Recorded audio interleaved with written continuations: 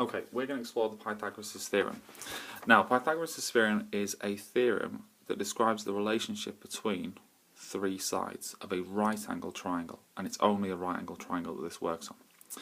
It's not as simple as that two short sides will equal the long side. It's a little bit more complicated. It's that if you square both these short sides and add the results together, it will be the same result as just squaring the long side. The two short sides don't have a name, they're just called the short sides. The long side is called the hypotenuse. Let's jump straight into a question. Okay, here what we can see is that we've got a side that we don't yet know, and we've got two short sides.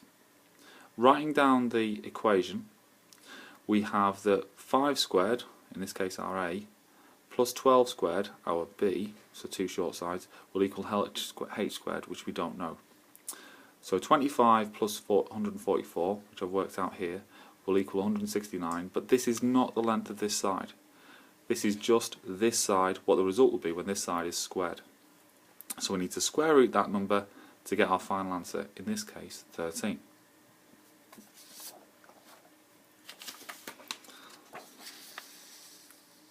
Right. Now the reverse example. What if we've got a situation where we haven't got a short side? We've got the longest side, the hypotenuse, and one of the short sides, but not the other short side. In this situation, we still use the same equation, or the same formula, should I say, and we write it out putting in the values that we know. So for example here I've chosen the short side that I know to be called B. So I've got a squared plus 12 squared equals 15 squared.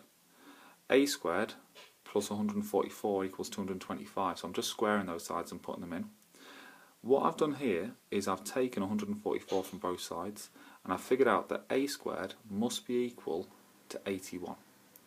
But of course again, this isn't 81, it'd be far too short to be 81. So I have to square root my answer, and I work out that a is equal to 9.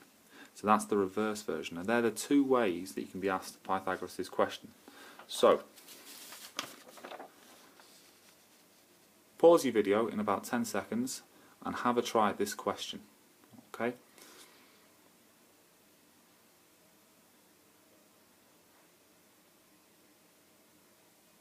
Now what I'll do is I'll go through the answer. You've got your a squared plus b squared equals h squared. I'm going to choose a equal to 4, b equal to 3, and h is my x. So that's going to be 4 squared plus 3 squared equals h squared. In this case I've got 16 plus 9 equals h squared. So 25 equals h squared, and I square root both sides, and I've got that 5 will equal h. Hopefully you got the same thing. Now try a reverse version. So pause your video in a few seconds. Okay, back to the answer. I've got that a squared plus b squared equals h squared. This dominates every question. Label my sides. Importantly, you saw me there, I labelled h first, because in this situation here I need to make sure that I know where h is, where the hypotenuse is. Let's call that a and that b. So I've got 6 squared plus b squared equals 10 squared. So 36 plus b squared equals 100. Take 36 from both sides, leaving me with b squared equal to 64. Square root both sides, and I've got b is equal to 8. Hopefully you got the same thing. Okay, one last example to try by yourself.